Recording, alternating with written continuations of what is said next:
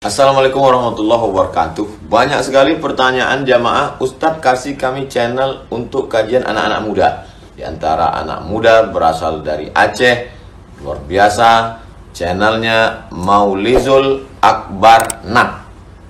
Tonton, subscribe, like, share, komen. Assalamualaikum warahmatullahi wabarakatuh.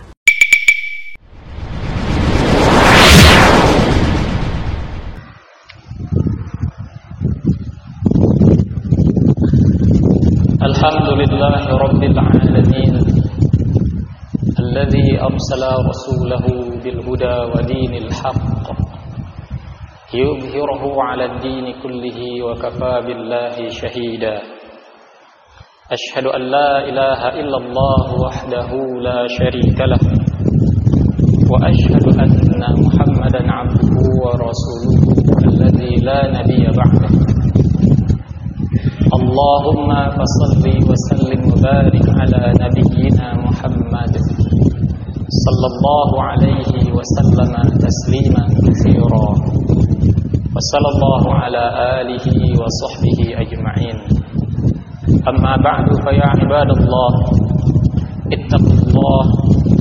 اتقوا الله حق تقاته ولا تموتن إلا وأنتم مسلمون فقال الله تعالى في كتابه الكريم أعوذ بالله من الشيطان الرجيم بسم الله الرحمن الرحيم والفجر وليال عشر صدق الله العظيم.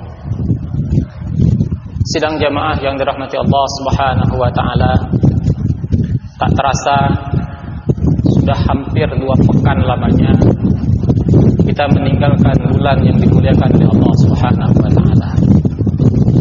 Kita tidak tahu apakah tahunnya akan datang Allah kembali mempertemukan kita dengan bulan Ramadan atau tidak. Namun yang jelas selepas Ramadan kita berharap berdoa kepada Allah Subhanahu wa taala, selain Allah menerima amal-amal ibadah yang kita kerjakan di bulan Ramadan, kita juga berharap agar tahun yang akan datang Allah kembali mempertemukan kita dengan bulan yang mulia ini. Namun sidang jamaah yang dirahmati Allah Subhanahu wa taala, ketika pada hari ini kita berada di pertengahan bulan Syawal, itu juga berarti tak lama lagi kita akan kembali dipertemukan oleh Allah Subhanahu wa taala dengan waktu-waktu yang istimewa. Sekali lagi kami katakan, Allah kembali mempertemukan kita dengan waktu-waktu yang istimewa. Waktu-waktu yang Allah letakkan kemuliaan di dalamnya. Waktu-waktu ini dikenal dengan nama bulan haram.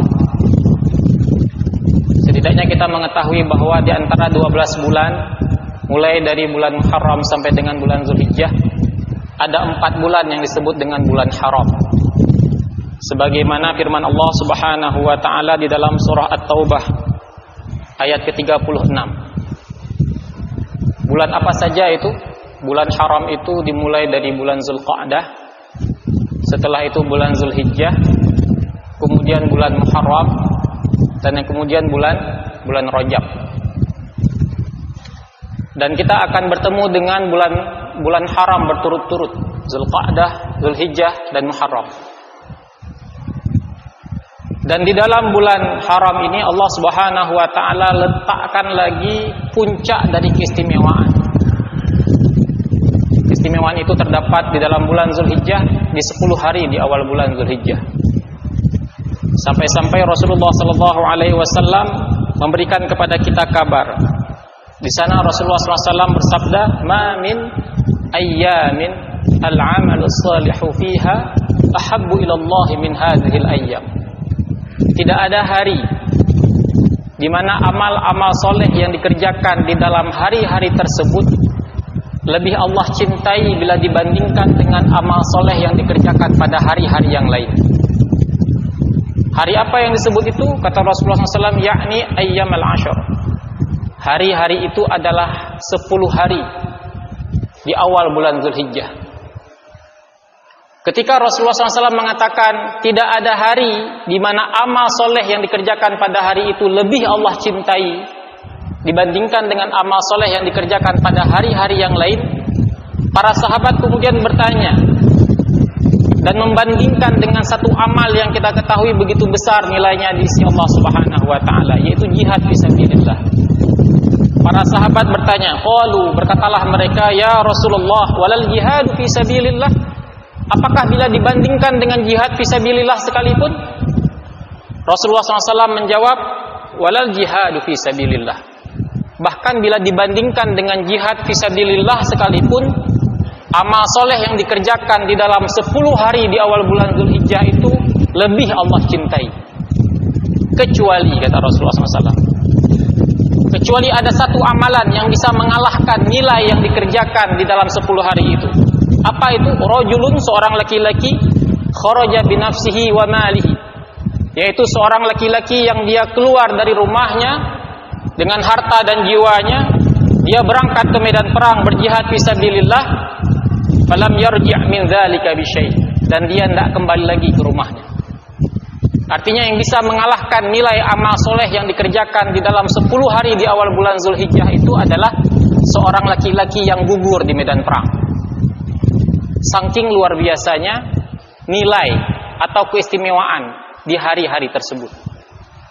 Sehingga sampai-sampai para ulama mencoba untuk membandingkan 10 hari di awal bulan Dzulhijjah dengan 10 hari di akhir Ramadan. Yang mana yang lebih mulia? Akhirnya para ulama mengambil kesimpulan, kalau ditanya malam-malam yang paling mulia, maka jawabannya adalah malam-malam di akhir Ramadan. 10 malam di akhir Ramadan. Itu adalah malam-malam yang paling mulia dari 10 malam. Karena di dalam itu Allah menurunkan Al-Quran, dan di malam itu Allah meletakkan satu malam yang disebut dengan Lailatul Qadar. Tapi kalau ditanya siang hari yang paling utama, maka 10 hari di awal bulan Dzulhijjah siang harinya lebih utama. Nah, di dalam 10 hari itu setidaknya nanti ada satu amalan yang begitu besar, yang menjadi syiar terbesar, yaitu ibadah haji.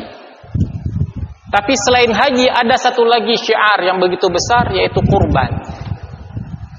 Mengapa kami perlu sampaikan ini di awal-awal, bahkan di pertengahan Syawal?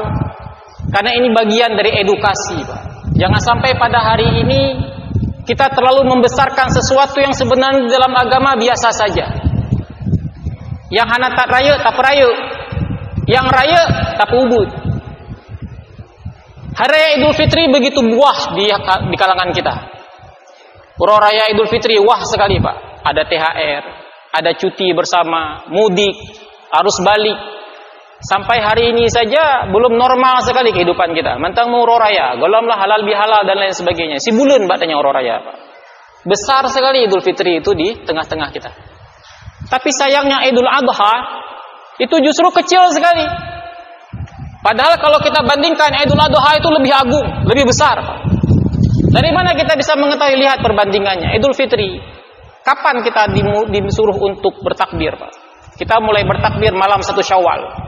Terbenam matahari kita mulai bertakbir setelah sholat maghrib. Sampai kapan?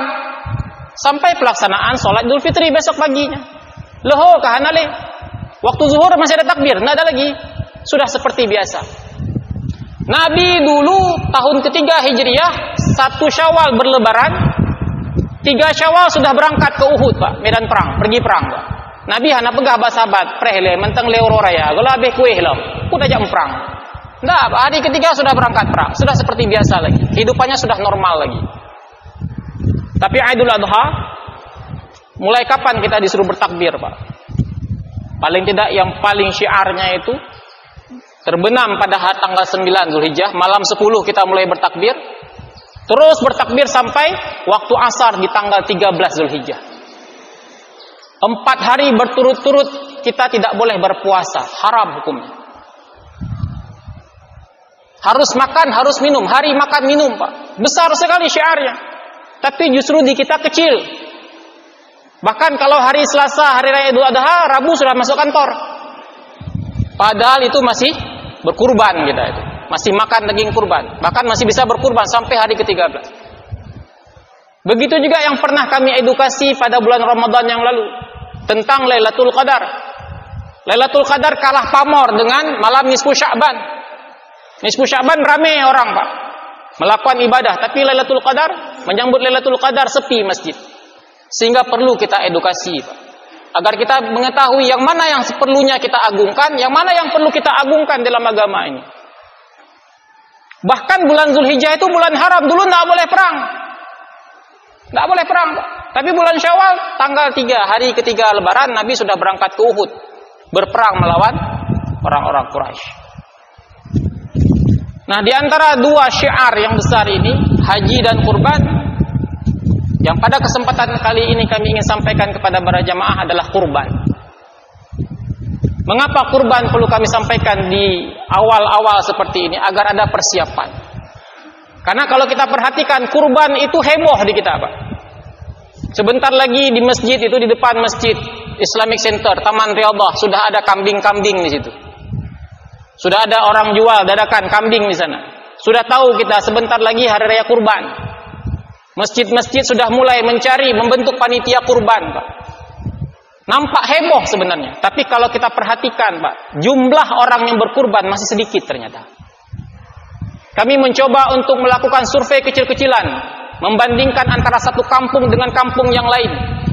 Ketika kita tanya, pada buah lemah ini, 20, 10, 15, seolah-olah banyak. Tapi kalau kita bandingkan dengan jumlah penduduk, dengan jumlah kakak, rata-rata, Pak, persentase yang berkurban itu tidak sampai 10%. Tidak sampai 10%. Coba bandingkan nanti Hagu Selatan, berapa yang berkurban? Berapa jumlah penduduknya? Makin pelosok, makin tidak ada, Pak. Bahkan ada satu kampung masih roh anak kurban. Ke Nurung Gasin Mendung. Tajak bahasa boh kampung, hana kurban hino dengku. Nejo padu-padu boh tumpuk si kurban. Pekan hana urut kurban. Padahal kita beli lembu dengan dia. Waktu kita tanya yang sepo lemohnya, lemoh lun. Sepo kambing lun. Tapi yang berkurban tak ada. Tidak sampai 10%.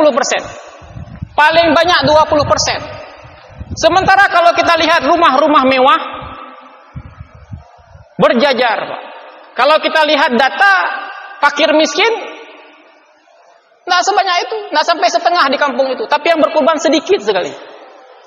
Justru lebih banyak yang minta si kurban, Pak. Hebohnya itu ketika mengambil daging kurban. Yang berkurban, orang yang berkurban ini berlindung di balik hukum. Kurbannya kan sunat. Hana perleta mengabihina. Bahkan yang mengerikan lagi, ada yang mengatakan puta kurban, hanse pek, hana pek. Inilah persoalannya. Yang pertama, kurban itu adalah perintah yang begitu agung, Pak. Itu napak tilas dari Nabi Ibrahim alaihissalam. Allah abadikan pengorbanan Nabi Ibrahim itu sampai dengan hari kiamat nanti, Pak. Itu adalah simbol pengorbanan di hadapan Allah Subhanahu wa taala. Agung sekali itu, Pak. Bahkan saking agungnya perintah kurban itu, ada di antara ulama yang mewajibkan, mengatakan kurban itu wajib hukumnya. Bukan sekali seumur hidup, tapi setiap tahun. Kalaupun sunnah hukumnya, itu sunnah yang sangat kuat, Pak. Sangat dianjurkan. Sehingga Nabi mengancam, barang siapa ada kelapangan tapi dia tidak mau berkurban, jangan dekat-dekat dengan mushola kami. Jangan dekat-dekat dengan tempat sholat kami. Sama seperti sholat jamaah juga di masjid, Pak. Ada yang mengatakan sunnah, ada yang mengatakan wajib. Yang mengatakan sunnah, sunnahnya sangat dianjurkan. Sampai-sampai Nabi mengancam orang-orang yang tinggal di sekitar masjid, tidak pergi sholat berjamaah itu dibakar. Begitu juga dengan kurban. Dan yang paling mengenaskan adalah orang-orang yang berlindung di balik kondisi ekonomi. Hanapeng, hansepeng. Kalau kita melihat pendapat para ulama yang dikatakan mampu itu, Pak, bukan orang yang berlimpah uangnya di dalam rekening. Tapi ketika kita hari ini sudah cukup makan, cukup minum, kemudian kita masih punya harta tersisa, dan harta itu bernilai untuk kita beli hewan kurban, maka kita dikatakan sudah mampu berkurban. Tapi hari ini kenyataannya di rekening kita ada 2 juta, 3 juta, 4 juta. Kita masih mengatakan tidak mampu berkurban. Dan yang mengenaskan lagi, yang mengatakan tidak mampu berkurban ini rupanya para perokok. Nah, dengar agak-agaknya yang pirokok. Hukum pirokok. Ada yang mengatakan sunnah, hana. Nah, yang mengatakan mubah, yang lom tepu hanajid. Paling ringan makruh, Pak. Hukum rokok paling ringan makruh. Apa arti makruh? Biasa kita mengatakan makruh itu ditinggalkan berpahala, dilakukan tidak berdosa. Tapi sebenarnya apa makna makruh? Makruh itu sesuatu yang dibenci, Pak. Siapa yang membenci? Agama membenci itu. Tapi sesuatu yang dibenci, tamabeh, Pak, kerukokan. Masam tak babahnya, pirukok. Bahkan kita mau kasbon di warung, Pak. Penyampaian saya, tukar, pelit tak babah. Masam tak babah. Padu si baru kok, Pak. Berapa sebatang rokok? 2.000, 2.500. Sep si Pak, si Oroh, hansep, Pak, sabah bungkuh. Padu sabah bungkuh, 20.000, 10.000. Nah, yang 2 buah bungkuh. Tip Oroh tapi, Pak. Tapi ketika berbicara kurban, datang perintah kurban, si rapi rokok. Hanapeng lu. Hanapeng lu. Padu peng ke kurban, Pak. Tak kira mentang 2 juta setengah. Si ton siga, Pak. Nah, merumpok si kambing 2 juta setengah. Nah, Pak, tak minta.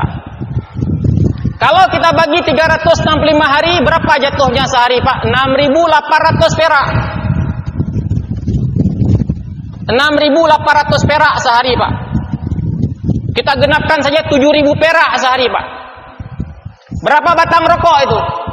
Cuman 4 batang rokok. Tablo sabah bungkuh rokok, pinjam uang lagi kalau perlu. Kurban 4 batang rokok, hanapeng lu. Itu ndak tahu malu namanya. Ndak tahu malu. Untuk perkara makruh, mabih. Tapi untuk perkara perintah dari Allah Subhanahu wa taala, berani-beraninya mengatakan hanapeng. 6.800 perak sehari, Pak. Dengan rokok tidak ada apa-apanya, Pak. 20.000 suruh, Pak. Hansip bahkan 2 buah bungkuh 10.000, Pak. Espresso kita sehari, Pak, 10.000, Pak. Tajak bak kedai kopi ulai karing 10.000 sebuah gelas, Pak.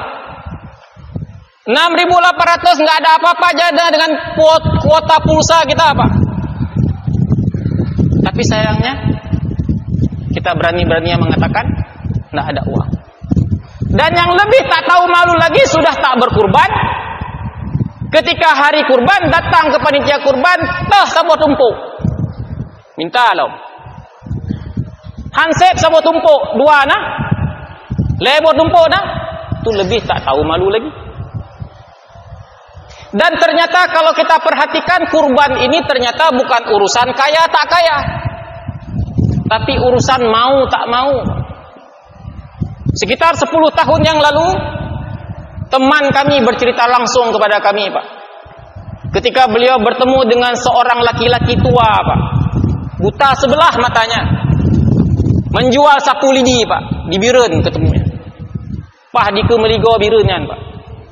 Beliau menceritakan jam 11 siang, Pak. Tengah tarik uro, Pak. Mekat sampo, Pak. Satu sapu lidi 10.000, Pak. Golom na yang belo, Pak. Golom na lagot mesaboh, Pak. Akhirnya karena kasihan kawan kami beli. Sering saya cerita ini di mimbar-mimbar, Pak, untuk menyentil kita. Saking kasihannya ndak satu dia beli, 2, Pak, 2 sapu dibeli, 20.000. Dikasih uang, Pak, 20.000. Anehnya sang kakek ini memisahkan uangnya, Pak. 10.000 yang satu ditaruh di plastik yang satu lagi di plastik yang lain dipisah, Pak. Pegang mekleh, Pak. Ditanya sama kawan kami, "Kek, itu uang kok dipisah 20.000?" Si kakek ini mengatakan, "Nyo peng ke pajo bulung ronyo. Yang nyan ke kurban lung tonyo." Uang itu untuk kurban saya tahun ini, Pak. Siapa dia? Kakek tua buta sebelah jual sapu lidi, Pak. Baru laku hari itu, Pak. 2 sapu lidi, langsung dia pisahkan uangnya, Pak. Berkurban. Kesempatan yang lain teman kami cerita, ada seorang ibu jual gorengan, Pak. Mekat bada goreng, mekat bakwan, Pak. Padu peng Pak urung mekat bada goreng. Tapi karena dia punya azam, punya tekad, dia niatkan Pak, setiap 4 gorengan yang laku untuk kurban. Sabuah bakwan 1000, put buah bakwan dapat kurban. Apakah mereka kaya? Tidak kaya Pak. Bahkan mungkin mereka lebih berhak daripada kita mendapatkan daging kurban. Tapi mereka berkurban. Manyo yang PNS-nya puhana malay pegah hana pek.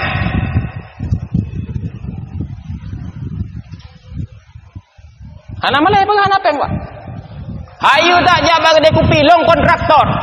Tendernya tender je. Wate terus perintah kurban hana pek. Itu yang kami katakan tak tahu malu hari ini. Dan bisa jadi ini adalah cerminan orang-orang tak tahu malu yang menghancurkan negeri ini Pak. Hana malele urung jeno. Ba gaya pehayu ro, pekaya ro. Wate katro perintah dari Allah Subhanahu wa taala pegasin ro. Wajar kalau kemudian kita susah Pak. Hidup kita susah. Kenapa? Kita yang mengatakan long hana peng, hansep peng. Kita sendiri yang mengatakan itu kepada Allah Subhanahu wa taala. Itulah mengapa pada hari ini kami mulai menyuarakan ini. Sehingga orang-orang yang masih terketuk hatinya hilangkan itu Pak. Jangan sampai kita tahun demi tahun tidak punya malu di hadapan Allah Subhanahu wa taala. Napeng padu peng 5 juta dengku dipak di rekening. Cuman nyan kan dengku kan ke sikulana pajan anu tamang sikula 5 ton ku 5 ton urus harabai. Cerita 5 tahun yang akan datang dia udah bicara sekarang. Apakah dia tidak punya keyakinan ketika kita melakukan sesuatu karena Allah Subhanahu wa taala, Allah akan ganti. Allah akan berikan kecukupan. Jadi jangan sampai kita setiap tahun mendengarkan cerita Nabi Ibrahim. Nabi Ibrahim rela mengorbankan anaknya, kemudian dengan kuasa Allah, Allah mengganti dengan kibas. Tak dengar lagi dongeng sagai. Hantamna keyakinan batanya wate tak pegatnya karena perintah Allah, Allah pasti ganti hana apa? Maka pulang ceritanya. Untuk apa cerita itu? Apakah cerita itu hanya dongeng sama kita? Enggak. Itu kisah nyata. Dan justru kalau kita ingin mendapatkan rasa pengorbanan itu justru enggak menunggu kaya Pak. Justru ketika kita pas-pasan, kita masih rela menyisihkan sebagian uang kita untuk berkurban, di situ baru terasa Pak. Hakikat dari pengorbanan. Beda jauh Pak, kalau kita punya uang di rekening sekarang 1 miliar, kita keluarkan 3 juta nggak terasa Pak. Tapi justru ketika kita pas-pasan Pak, dihadapkan pada banyak keinginan, gonto HP, ganto baje, ganto motor, tapi kemudian kita sisihkan semua keinginan-keinginan itu untuk berkurban, terasa Pak. Pengorbanan itu terasa. Inilah hikmahnya mengapa Allah memerintahkan kurban itu bukan kepada Nabi Yakub, kepada Nabi Ibrahim. Padidro anak Nabi Ibrahim waktu itu baru 1 anaknya Ismail. 1 anak ditunggu puluhan tahun disuruh kurban. Anak Nabi Yakub 12 dro Pak. Enggak ada perintah kepada Nabi Yakub mengorbankan anak. Nabi Sulaiman bertanya, "Rumah serta?" Tapi kepada nabi-nabi yang punya banyak anak tidak ada turun kepada mereka perintah untuk mengorbankan menyembelih anaknya. Tapi justru perintah itu kepada Nabi Ibrahim alaihissalam. Semoga menjadi pelajaran bagi kita. Fa'tabiru ya ulil absar la'allakum turhamun. Alhamdulillah rabbil alamin alladzi allafa baina qulubina fa asbahna bi ni'matihi ikhwana. Ashhadu an la ilaha illallah wahdahu la syarika lah wa ashhadu anna Muhammadan 'abduhu wa rasuluhu alladzi la nabiyya ba'dahu. Allahumma fasalli wa sallim wa barik ala nabiyyina Muhammad sallallahu alaihi wa sallam tasliman katsira wa sallallahu ala alihi wa sahbihi ajma'in. Amma ba'du fa ya ibadallah ittaqullaha haqqa tuqatih wa la tamutunna illa wa antum muslimun. Faqala Allah ta'ala fi kitabihil karim, أعوذ بالله من الشيطان الرجيم بسم الله الرحمن الرحيم إنا أعطيناك الكوثر فصل لربك وانحر إن شانئك هو الأبتر. صدق الله العظيم. بارك الله لي ولكم في القرآن العظيم ونفعني وإياكم بما فيه من الآيات والذكر الحكيم وتقبل مني ومنكم تلاوته إنه هو السميع العليم.